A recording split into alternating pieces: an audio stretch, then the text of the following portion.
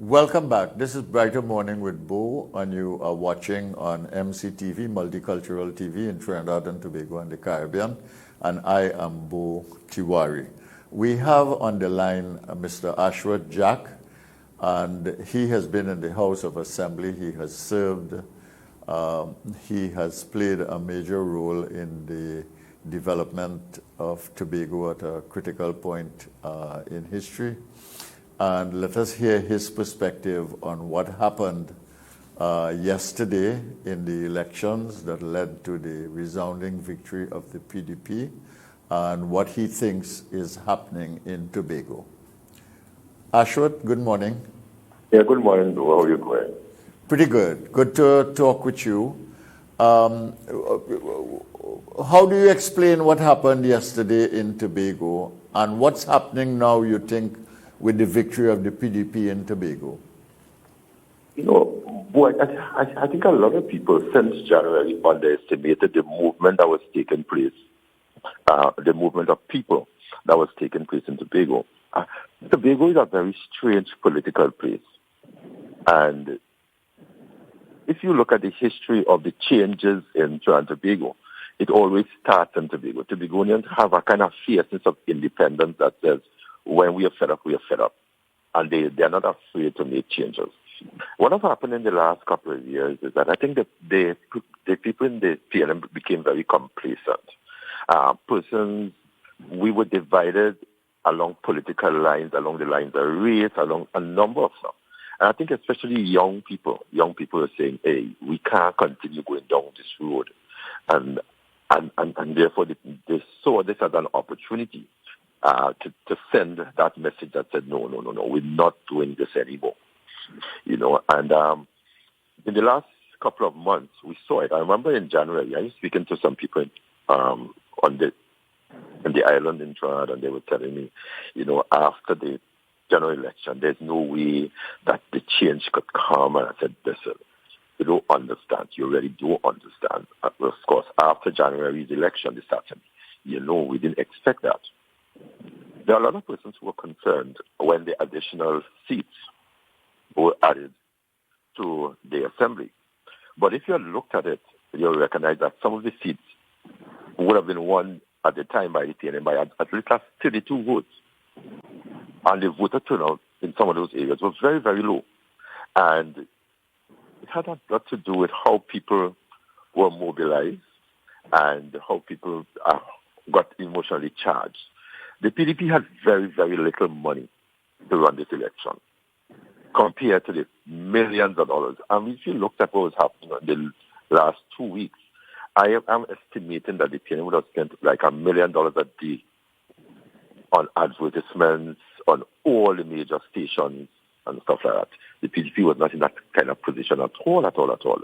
But I think what it had is a movement of people that a lot of groundwork, a lot of touching base, and to be going and start saying, hey, we can't continue like this. We have to build this place. And, you know, to build this place, we can't be afraid. You know, it's interesting. I had a call this morning from a public officer, and the public officer saying, I'll pass by you for dinner because, you know, I also own a restaurant. And I laughed. I said, you're passing by me for dinner. And I said, I could come by you now because nobody can victimize me. Yeah. And that is how bad it was.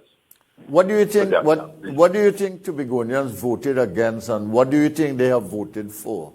I think they've voted against victimization, against it, that thinking that somebody have always on you to tell you what you can do and what you can't do.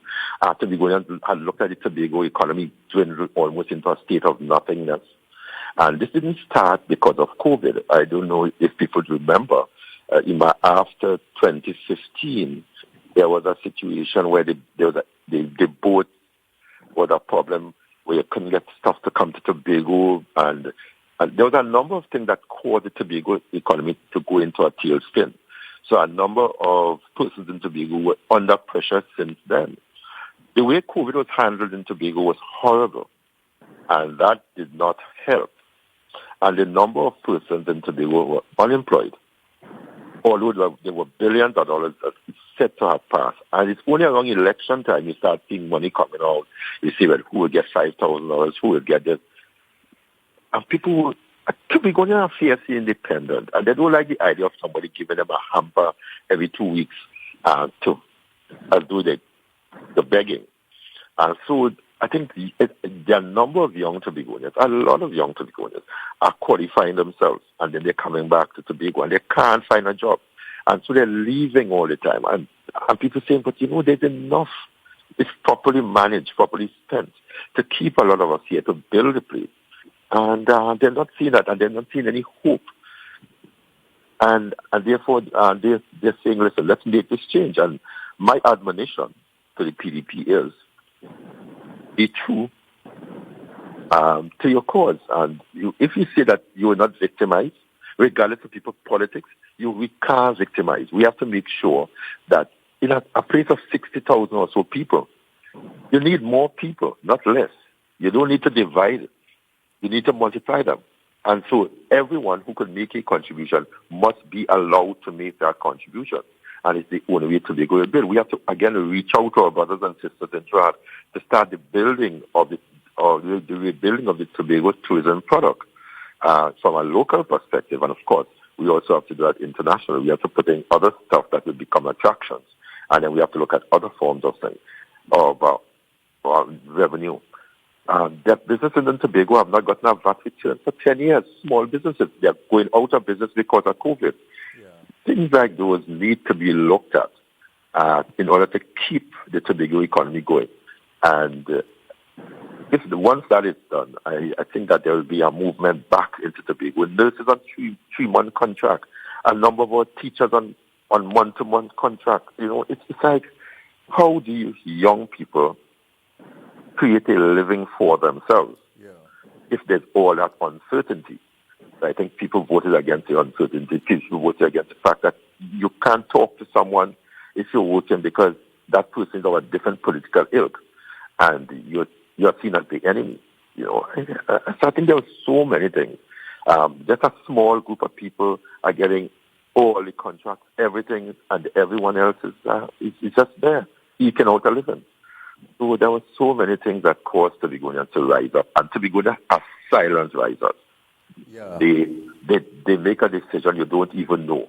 Yes. And then when the time comes, they just act. And I think yesterday was a case in point. Well, they have acted decisively. I thank you for your input and your contribution. We will try to get in touch with you later in the week, and maybe we can have a discussion by video. This morning, we're just keeping it short. And no problem. Thank you so much for talking to us this morning. And let me just say this to my brothers and sisters in Trinidad. We have to understand that the politics of division, there must be a way of stopping that. We are 1.3 million people, a small country, and there's strength in numbers. That politics of race, that politics of division, we have to come against that. And once we can do that, we can rebuild this place. We have to learn to love each other. We have to learn to work with each other. Don't allow politicians to fatten themselves at the same time divide you. The only way we can fix this is that if we forget the issue of race, we forget the issue of class. We have to do this thing together. There's strength in numbers. And when our numbers are so small, like 1.3 million, everyone becomes important. Yes, I wish we would put the people first in real terms and understand that the independence of our people is more important than political control and state domination of their lives. I think we'll be a lot better off if we saw that as being important. Thank you very much, Ashworth. My brother, good God. Yes, and we will talk again. Okay? Take care. We'll try to get Martin George on the line. He's on the line now. We'll take a break right now and we'll talk to him. And after we talk to Martin for a short period, we will then talk to Dr. Winford James for a more substantial period because he is our major guest in the second half of the program. Thank you very much.